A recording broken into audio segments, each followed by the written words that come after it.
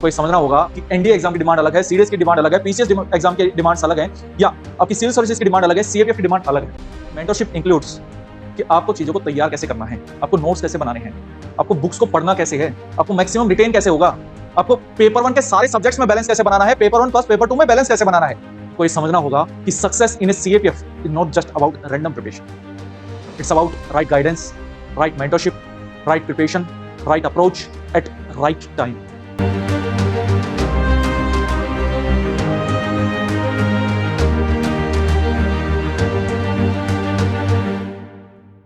जय Hind everyone, welcome back to AVKS academy. मैं नवीन शोगन एक बार फिर से स्वागत करता हूं एवीकेएस के इस प्लेटफॉर्म पे।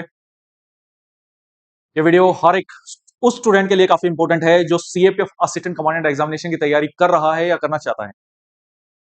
ऐसे में आपको समझना होगा एग्जाम की रियल डिमांड क्या है और आपको उसको कैसे मीट करना है। चाहे वो आप एवीकेएस के पेड बैचेस के थ्रू उसको मीट कीजिए या किसी और प्लेटफॉर्म की सहायता से कीजिए या सेल्फ स्टडी के द्वारा कीजिए, लेकिन अल्टीमेटली आपको एग्जाम की डिमांड मीट करनी ही पड़ेगी। और इसमें मैं फाइनल सिलेक्शन तक की बातें कर रहा हूं दोस्त। It's not about written exam preparation. आपको ये समझना होगा कि success in a CAPF is not just about random preparation, it's about right guidance, right mentorship, right preparation, right approach at right time. ऐसे में जब एक फ्रेशर अपने आसपास देखता है कि मुझे तैयारी तो स्टार्ट करनी है और मैं तैयारी जो स्टार्ट करने जा रहा हूं उसमें मेरा बडी कौन होगा या मेरा हेल्पिंग हैंड कौन होगा, क्या मैं सेल्फ स्टडी से चीजों को तैयार करूं या किसी प्लेटफॉर्म की सहायता से करूं, और जब भी प्लेटफॉर्म को चूज करने की बात आती है तब फिर से कंफ्यूजन क्रिएट होती है। ऐसे में दोस्त, I can help you to choose the right platform. मैं इसमें बाकी सारे प्लेटफॉर्म्स के बारे में बात नहीं करूंगा, लेकिन about AVKS I can tell you. हम पिछले 10 सालों से केवल सीएपीएफ असिस्टेंट कमांडेंट एग्जाम की तैयारी करवा रहे हैं। इसमें आप देखेंगे कि we are the only platform in India जो एक्सक्लूसिवली सीएपीएफ में डील करती है।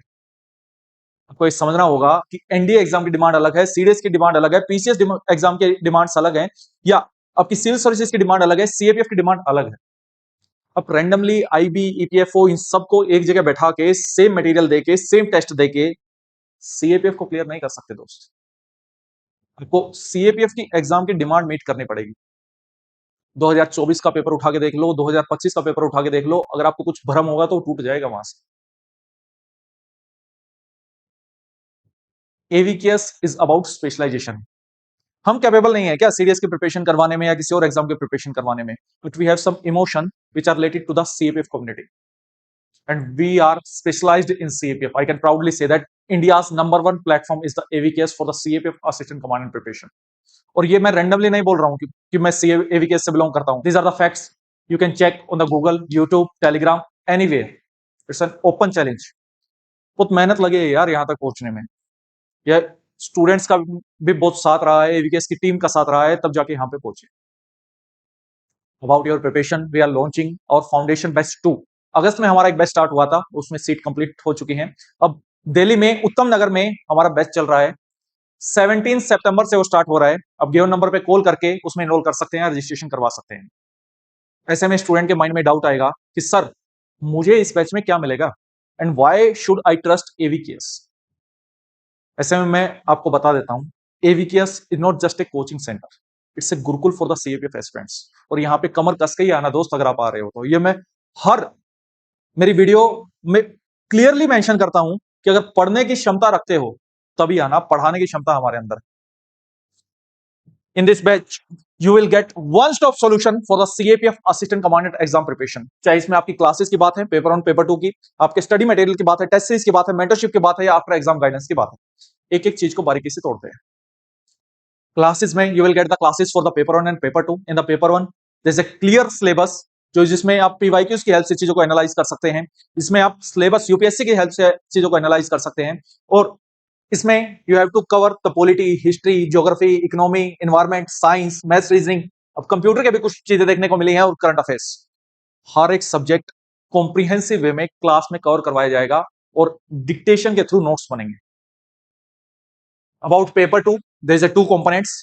इसमें ऐसे writing, argument, report writing, precis, comprehension, the grammar part, हर एक चीज की क्लास होगी।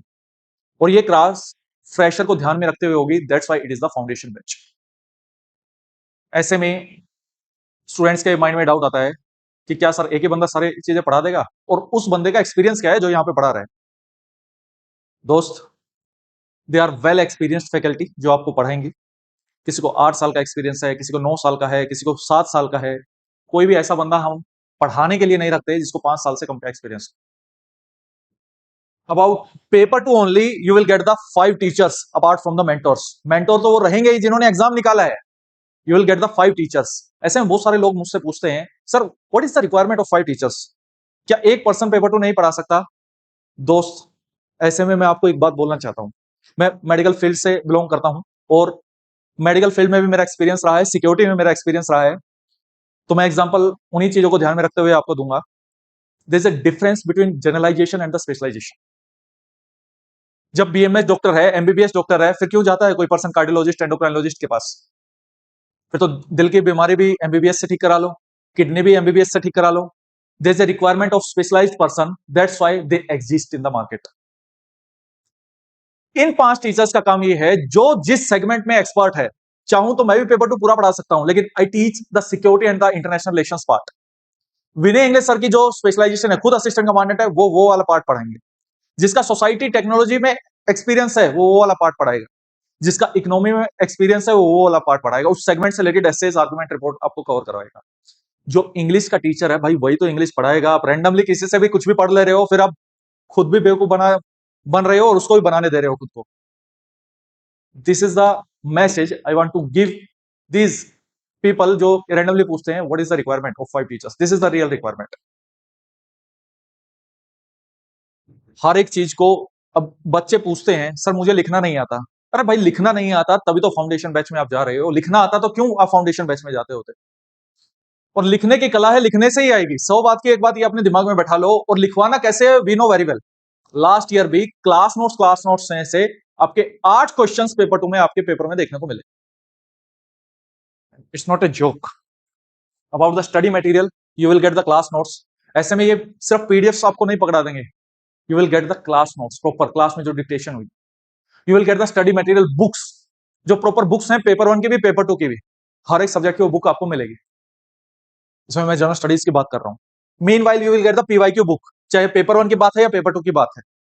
And you will get the current affair monthly magazines. तो ये चीजें आपको प्रॉपर पढ़ने के लिए मिलेंगी। पढ़ना आपको है, पढ़ाना हमें। You have to understand this fact. Mean while you will get the test series. इसमें प्रतिभा टेस्ट सीरीज में आपकी एनरोलमेंट ऑटोमेटिक है।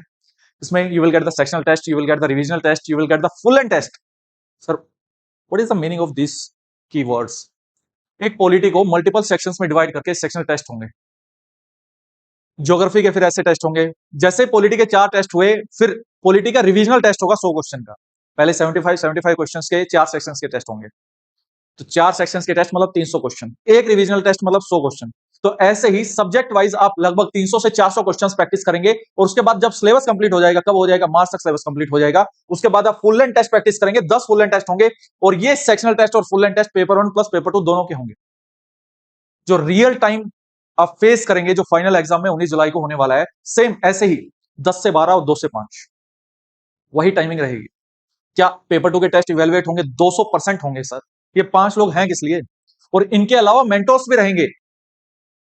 वो मेंटोर्स भी आपका डेली बेसिस पे अकेडमी पे अवेलेबल रहेंगे। सपोज आप कुछ घर से लिख के लेके आए हैं, तो आप उनसे डिस्कस कर सकते हैं, सर ये मैंने ऐसा लिखा है, तो आप प्लीज मुझे इसमें बता दीजिएगा कि मैंने कैसा लिखा। They will help you. अब टीचर से कनेक्ट करना चाहें वो ऑप्शन भी अवेलेबल है, मेंटोर से करना चाहें वो ऑप्शन भी अवेलेबल है। अबाउट द मेंटरशिप पार्ट, बहुत लोग लिख देते हैं बस कि मेंटरशिप हम देंगे। What is the meaning of real mentorship जो एवीकेएस आपको देगा? I will be your course head.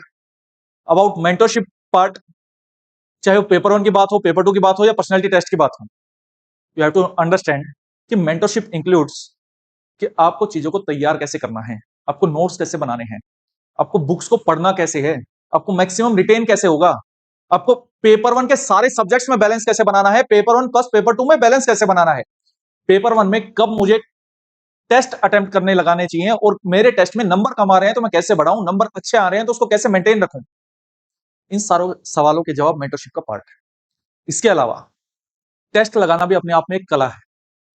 Test में मैथ वाला पार्ट में कब अटेम्प्ट करूं सर पेपर 1 में, पेपर 2 में मैं पहले ग्रामर से स्टार्ट करूं या ऐसे वाले पार्ट से स्टार्ट करूं, पेपर कंप्लीशन पर मैं कैसे फोकस करूं, फॉर्मेट को कैसे समझूं, ये सारी जो दिक्कतें एक स्टूडेंट को तैयारी करने वक्त आती हैं, और लास्ट के फ्यू मंथ्स जब अप्रैल मई जून ये समय आएगा या जुलाई वाला समय आएगा, you will get the psychological pressure from the society, from the peer group, from your family, how to manage that stress level,